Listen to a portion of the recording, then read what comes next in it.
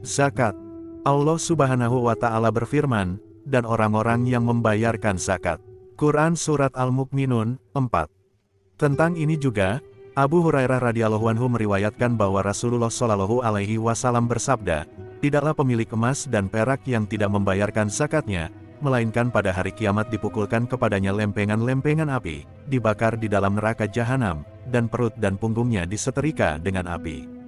Yakni, dipanaskan seluruh tubuhnya. Setiap kali tubuhnya menjadi dingin, siksaan itu diulangi lagi. Hal itu terjadi pada suatu hari yang kadarnya 50.000 tahun hingga diputuskan hukuman di antara para hamba. Dia dapat melihat jalannya, apakah ke surga atau ke neraka. Hal itu ditegaskan dengan firman Allah Subhanahu wa Ta'ala. Dan orang-orang yang menimbun emas dan perak dan tidak menyedekahkan di jalan Allah, beritahukanlah kepada mereka tentang siksa yang pedih. Pada hari itu mereka dibakar di dalam neraka jahanam. Lalu disetrika dahi, perut, dan punggung mereka. Inilah apa yang kalian pendam untuk diri kalian. Maka rasakanlah apa yang kalian ingkari. Quran Surat Al-Taubah, 34-35. Rasulullah Shallallahu alaihi wasallam bersabda, kecelakaanlah bagi orang-orang kaya dari orang-orang fakir pada hari kiamat.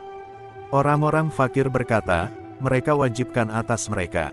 Lalu Allah Subhanahu wa Ta'ala berfirman, demi keagungan dan kemuliaanku, pasti aku akan mendekatkan kamu dan menjauhkan mereka.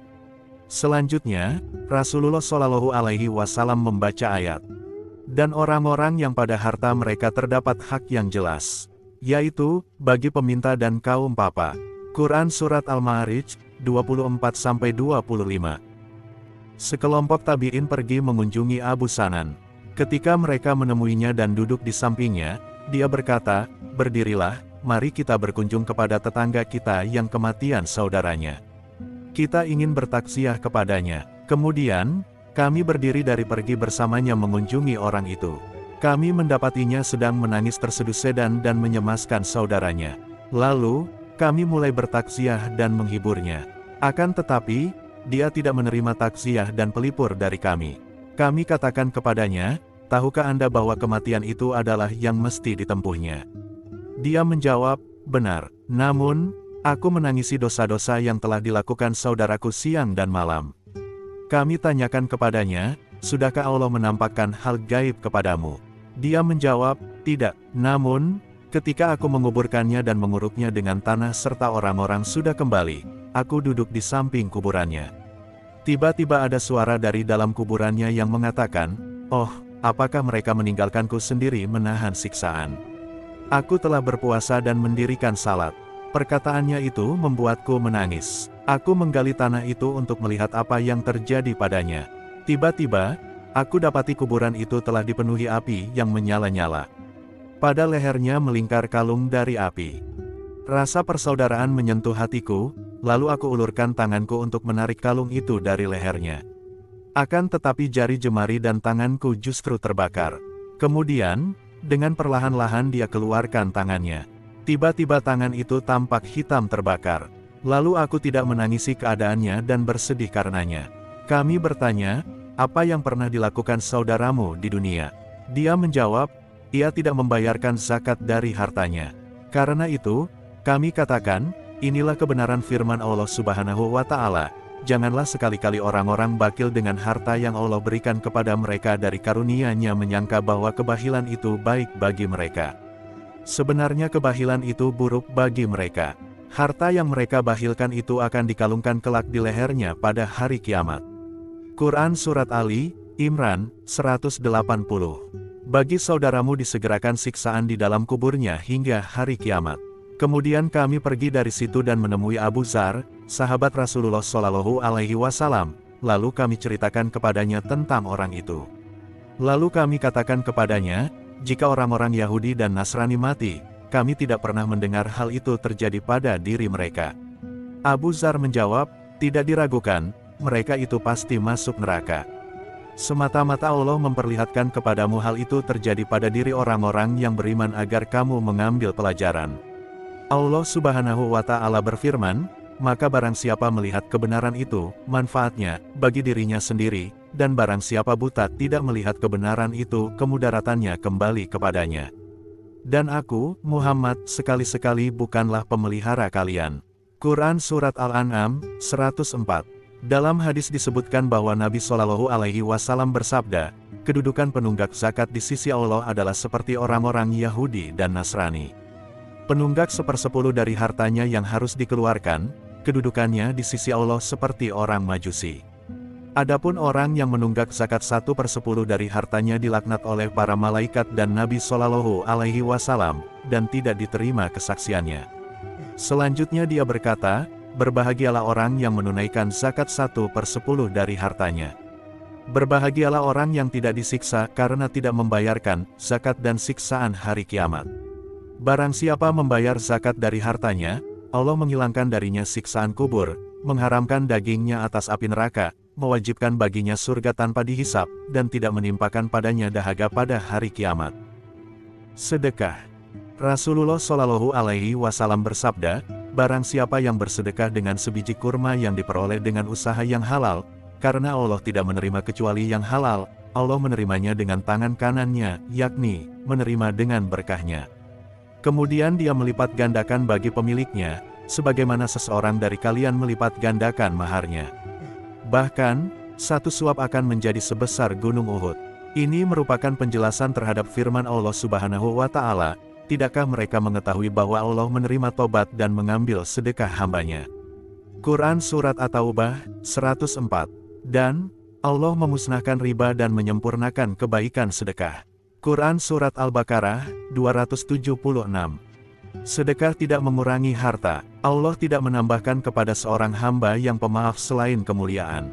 Tidaklah seseorang berendah diri di hadapan Allah melainkan Allah Azza wa Jalla meninggikan derajatnya. Dalam hadis yang diriwayatkan Al-Tabrani disebutkan bahwa Rasulullah Shallallahu Alaihi Wasallam bersabda, bahwa sedekah tidak mengurangi harta. Seorang hamba tidak mengulurkan tangannya untuk bersedekah melainkan sedekahnya sampai ke tangan Allah, yakni, Allah Subhanahu wa Ta'ala menerimanya dan meridainya sebelum sampai ke tangan peminta. Seorang hamba tidak membuka pintu permintaan orang yang membutuhkan, tetapi dibukakan baginya pintu kefakiran. Hamba itu berkata, hartaku, hartaku, padahal dia hanya memiliki 3 jenis harta, yaitu yang dimakannya hingga hilang, yang dipakainya hingga usang, dan yang disedekahkannya hingga naik kepadaku. Selain itu tidak ada, sementara itu, yang ditinggalkannya adalah untuk orang lain.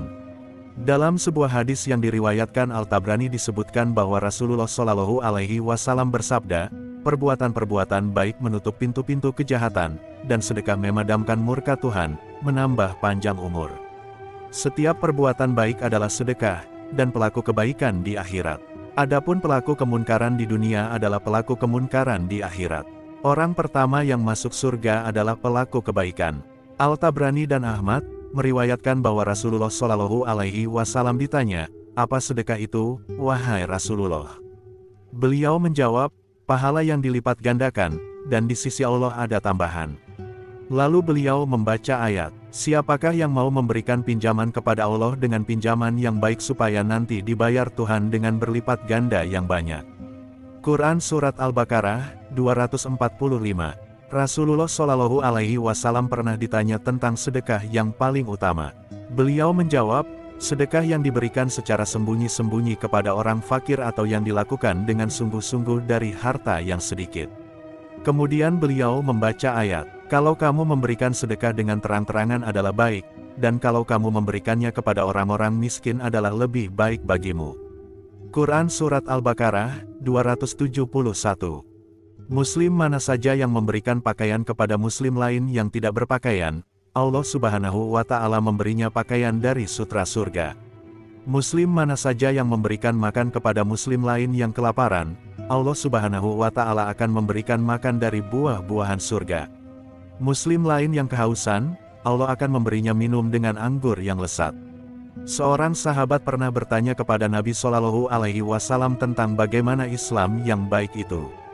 Beliau menjawab, engkau memberi makan dan mengucapkan salam kepada orang yang kamu kenal dan yang tidak kamu kenal. Sahabat itu berkata, beritahukanlah kepadaku tentang setiap sesuatu. Beliau menjawab, setiap sesuatu diciptakan dari air. Sahabat itu berkata lagi, beritahukanlah kepadaku sesuatu yang jika aku amalkan, aku akan masuk surga. Beliau menjawab, memberi makan, menyebarkan salam, menyambungkan tali silaturahim, dan salat pada malam hari ketika orang-orang sedang terlelap tidur, niscaya engkau masuk surga. Pada hari kiamat, Allah Azza wa Jalla berfirman, wahai anak Adam, aku pernah sakit tetapi kamu tidak menjengukku. Anak Adam bertanya, bagaimana aku menjengukmu, sedangkan engkau adalah Tuhan semesta alam? Allah menjawab, tidakkah engkau tahu bahwa hambaku, si Fulan, jatuh sakit, tetapi engkau tidak menjenguknya? Tidakkah engkau tahu bahwa apabila engkau menjenguknya, niscaya engkau mendapati aku di sampingnya? Wahai anak Adam, aku meminta makan kepadamu, tetapi engkau tidak memberiku makan. Anak Adam bertanya, wahai Tuhanku, bagaimana aku memberimu makan, sedangkan engkau adalah Tuhan semesta alam? Allah menjawab, tidakkah engkau tahu bahwa hambaku, si Fulan, meminta makan kepadamu, tetapi engkau tidak memberinya makan? Tidakkah engkau tahu bahwa apabila engkau memberinya makan, niscaya engkau mendapati hal itu di sisiku? Wahai anak Adam, aku meminta minum kepadamu, tetapi engkau tidak memberiku minum. Anak Adam bertanya, wahai Tuhanku, bagaimana aku memberimu minum, sedangkan engkau adalah Tuhan semesta alam?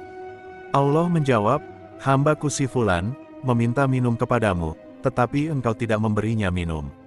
Tidakkah engkau tahu bahwa apabila engkau memberinya minum, niscaya engkau mendapati hal itu di sisiku?